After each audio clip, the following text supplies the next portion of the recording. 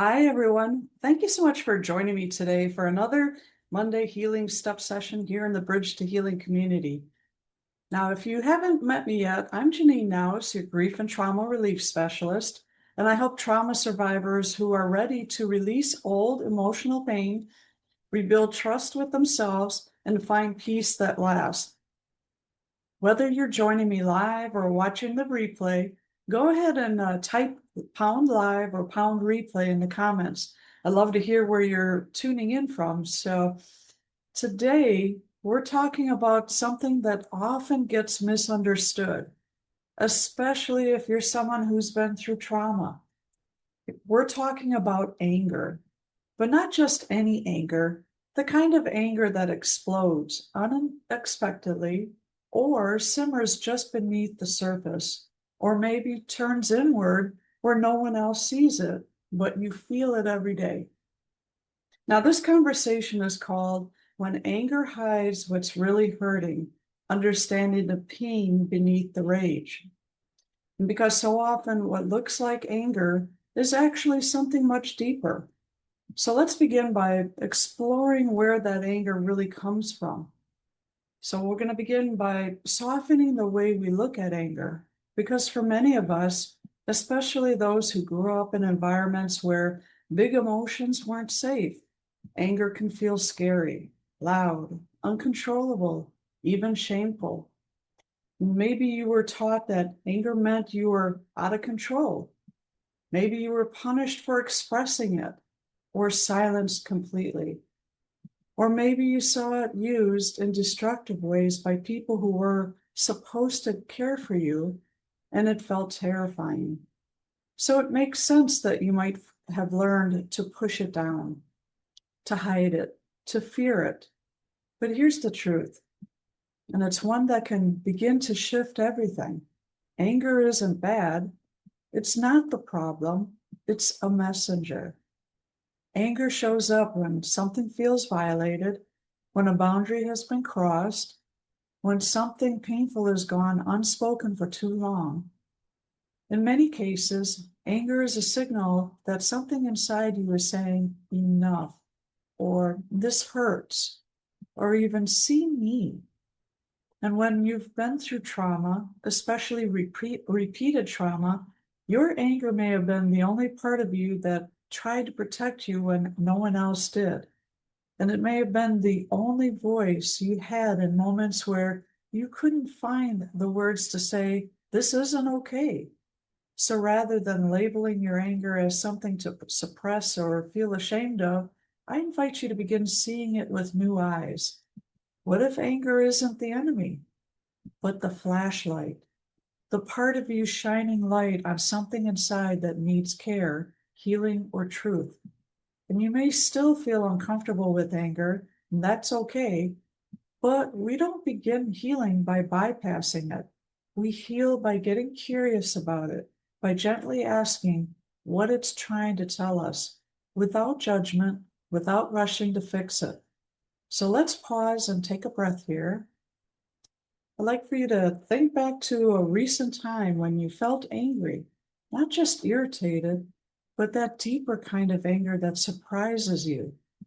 What was underneath that moment? Was it sadness, hurt, feeling invisible or dismissed? If you feel safe doing so, I invite you to write one word in the comments that describes what you were really needing in that moment of anger, or simply say, I'm reflecting. You don't have to explain, just be with it, because that's where we begin, not by forcing answers, but by making space to listen to what's really going on underneath the surface. Now that we've begun to see anger as a messenger, let's gently explore what it's often pointing to. What's beneath it? Because anger rarely exists in isolation. And for many trauma survivors, anger is the outer layer, what people see. But underneath, there's often grief. There's often heartbreak. There's often a deep, aching powerlessness that was never spoken, never held, never acknowledged. Maybe you were the one who kept it together when everything was falling apart. Maybe you were the child who absorbed the emotional chaos around you. Maybe you were told, don't be so dramatic, or it's not that bad, when inside your world was crumbling. So you buried the sadness, you buried the fear, you buried the disappointment. And what rose up instead was anger. Because anger felt stronger. It gave you a sense of control in situations where you had none. And it shielded you from feeling the full weight of what you were never allowed to process. Anger is often how the body protects the heart. It's the armor that forms around unhealed pain, especially the kind of pain that felt invisible to others. And when that pain is ignored or minimized by others or by ourselves, it doesn't disappear. It settles into the body. It shapes our reactions. It turns up in moments that don't match the actual event because it's never really been given space to be witnessed. And that's why moments of unexpected rage can feel so overwhelming.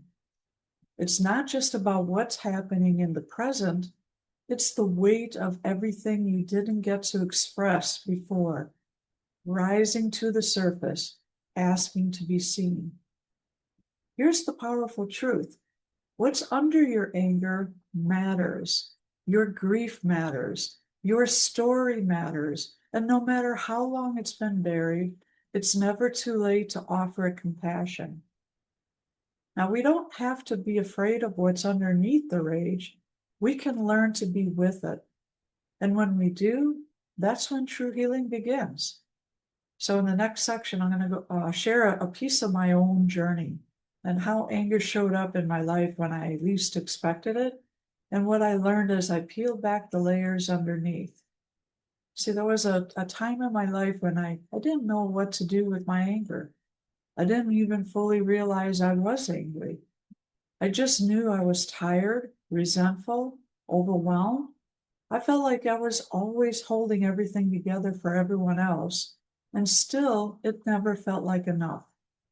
I remember snapping at someone over something small, a missed call, a delayed response, and immediately feeling this wave of shame rise up.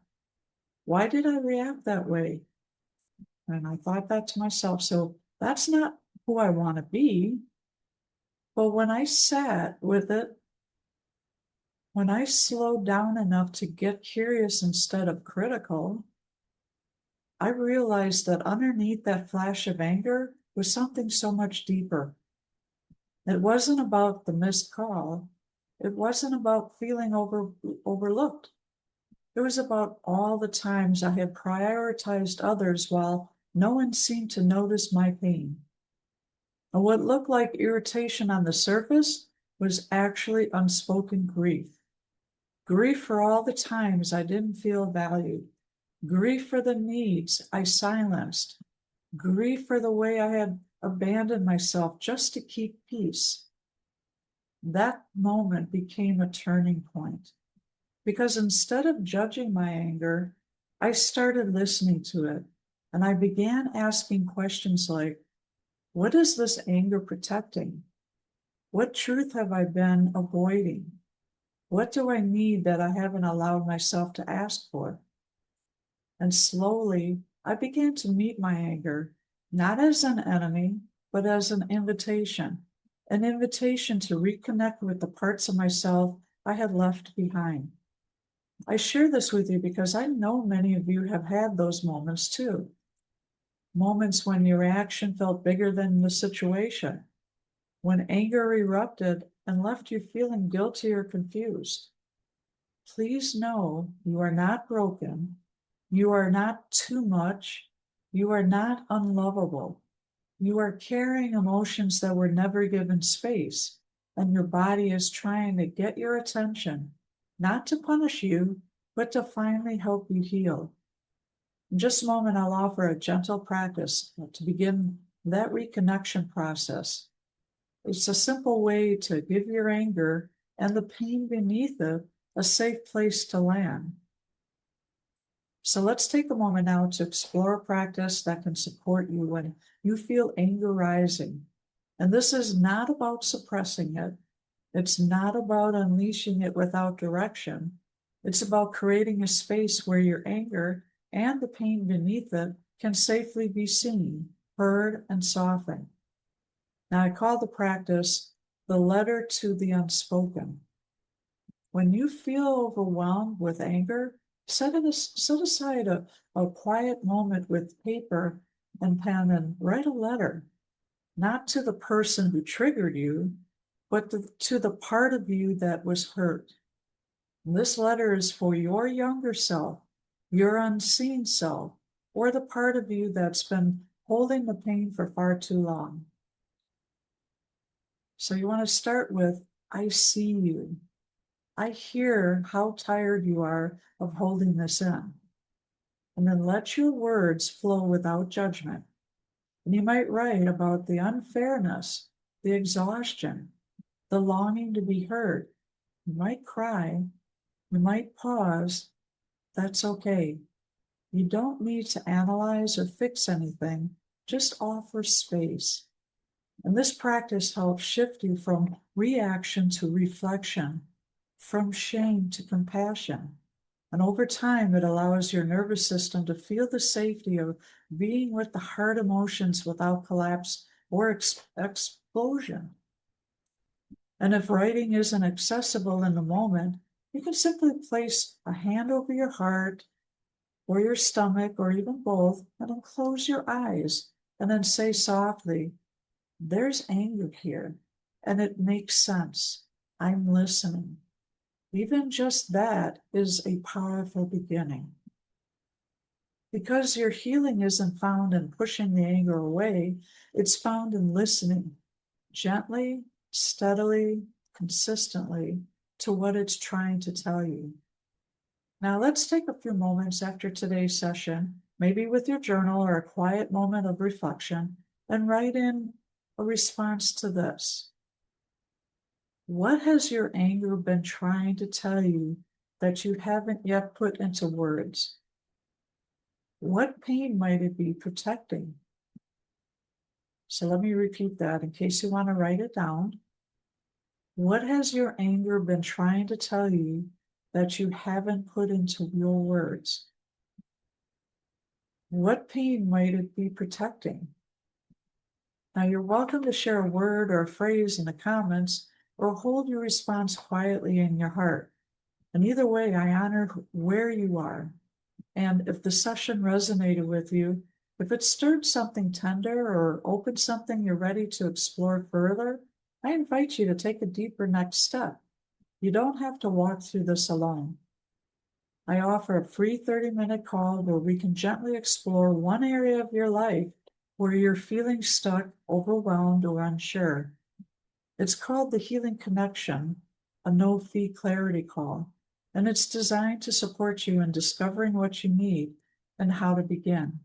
And there's no pressure, just a safe space to receive support, ask questions, and feel seen. And I'll place the link to book this call in the comments below. I want to thank you for joining me today. Your courage to show up, even just to listen, matters. I see you, I honor your journey, and I look forward to seeing you in our next Monday Healing Steps session. Till then, take gentle care. You deserve it.